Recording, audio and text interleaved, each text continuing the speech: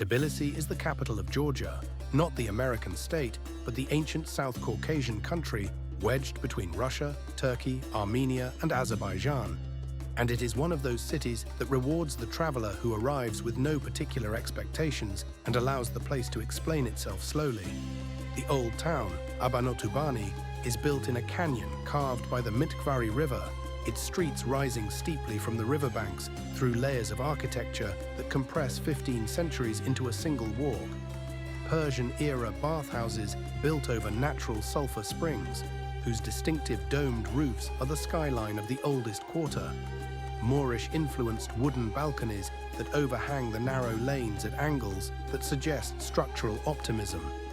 Orthodox churches with the distinctive conical domes of Georgian ecclesiastical architecture.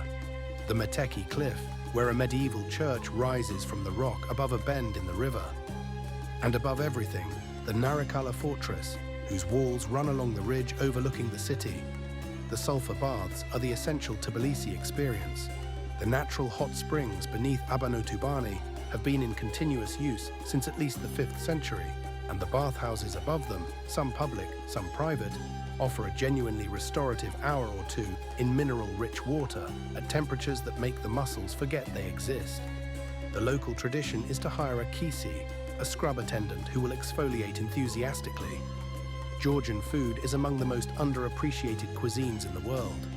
Khachapuri, bread boats filled with molten cheese, sometimes topped with a raw egg and butter, exist in multiple regional variations.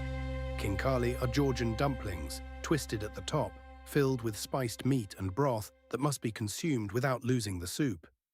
Churchkela, strings of walnuts dipped repeatedly in grape must until they form a candle-shaped sweet, hang in the markets like edible stalactites.